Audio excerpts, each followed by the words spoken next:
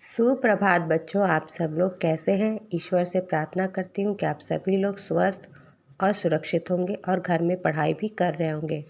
प्यारे बच्चों, आज हम लोग हिंदी साहित्य में से पाठ 11 अन्याय के विरुद्ध का आदर्श पाठ करेंगे।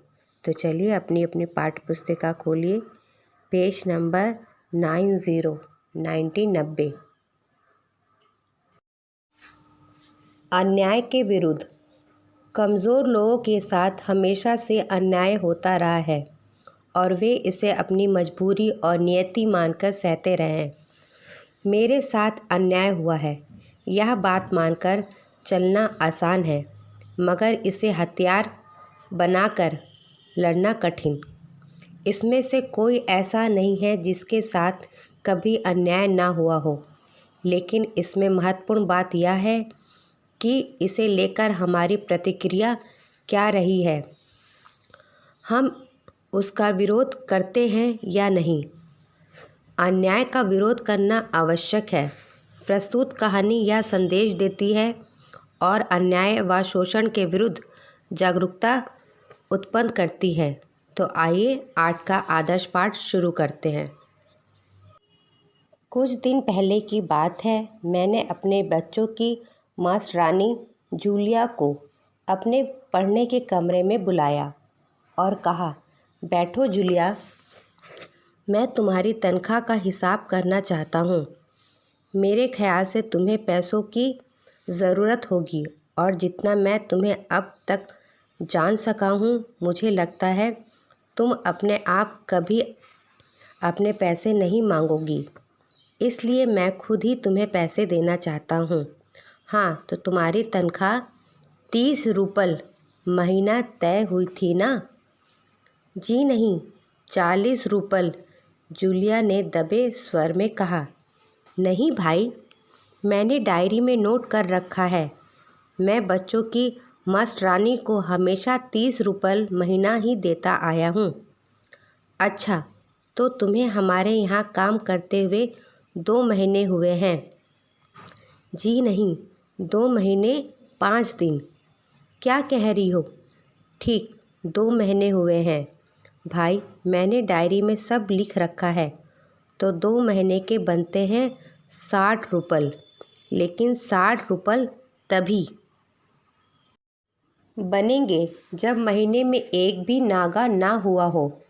तुमने रविवार की छुट्टी मनाई है, उस दिन तुमने काम नहीं किया है। कोलिया को सिर्फ घुमाने भर ले गई हो, इसके अलावा तुमने 3 छुट्टियां और ली है। जूलिया का चेहरा पीला पड़ गया। वह बार बार अपनी ड्रेस की सिकुड़ने दूर करने लगी। बोली, एक शब्द नहीं। हाँ, तो 9 इतवार और 3 छुट्टियां, यानी 12 दिन काम नहीं हुआ है। मतलब यह है कि तुम्हारे 12 रूपल कट गए हैं। उधर कोलिया 4 दिन बीमार रहा है और तुमने सिर्फ वान्या को ही पढ़ाया है। पिछले हफ्ते शायद 3 दिन हमारे दांतों में दर्द हो रहा था और मेरी बीबी ने तुम्हें दोपहर के बाद छुट्टी दे दी थी। तो 12 7 हुए 19 नागे। हाँ, तो भाई घटाओ, 60 में से 19 कितने बचे? 41 रूपल, ठीक है ना? अच्छा, मैंने स्वर में आश्चर्य भरकर कहा, और इतनी बड़ी बात तुम्हारी मालकिन ने मुझे बताई तक नहीं। देखो, हो जाता ना अनर्थ। खैर, मैं इसे भी डायरी में नोट कर लेता हूँ। हाँ, तो 14 में से 3 और घटा दो, बचते हैं 11 रूपल। तो लो भाई, ये तुम्हारी तनख्वाह, ये 11 रूपल देख लो, ठीक है ना? उसने कांपते हाथों से 11 रूपल लिए और अपनी जेब टटोलकर किसी तरह उसमें ठूंस लिया और धीमे विनती स्वर में बोली, जी धन्यवाद। मैं गुस्से से उबलने लगा।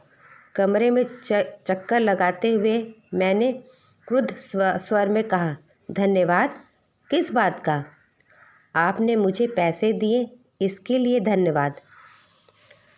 अब मुझसे नहीं रहा गया। मैंने ऊंचे स्वर में लगभग चिल्लाते हुए कहा, तुम मुझे धन्यवाद दे रही हो, जबकि तुम अच्छी तरह जानती हो कि मैंने तुम्हें ठग लिया है, तुम्हें धोखा दिया है, तुम्हारे पैसे हड़प लिए हैं। इसके बावजूद तुम मुझे धन्यवाद दे रही हो? जी हाँ, इससे पहले मैंने जहाँ जहाँ काम किया है उन लोगों ने तो मुझे एक पैसा तक नहीं दिया है। आप कुछ तो दे रहे हैं। उसने मेरे क्रोध पर ठंडे पानी का छींटा सा मारते हुए कहा, उन लोगों ने तुम्हें एक पैसा भी नहीं दिया। जूलिया, मुझे यह बात सुनकर तनिक भी अचरज नहीं हो रहा है, मैंने कहा। फिर स्वर धीमा कर मैं बोला, जूलिया, मुझे इस बात के लिए माफ़ कर देना कि मैंने तुम्हारे साथ एक छोटा सा क्रूर मजाक किया था, पर मैं तुम्हें सबक सिखाना चाहता था। देखो जूलिया, मैं तुम्हारा एक भी पैसा नहीं मारूंगा। देखो, यह तुम्हारे 80 रुपये रखे हैं। मैं अभी इन्हें तुम्हें दूंगा, लेकिन उससे पहले मैं तुमसे कुछ पूछना चाहूँगा। जूलिया, क्या ज़रूरी है कि इंसान भला कहलाए जाने के लिए इतना दब्बू, भीरू और बोंदा बन जाए कि उसके साथ जो अन्याय हो रहा है उसका विरोध तक ना करे, बस खामोश रहे और सारी जास्तियाँ सहता जाए? नहीं जूलिया, नहीं। इस तरह खामोश रहने से काम नहीं चलेगा।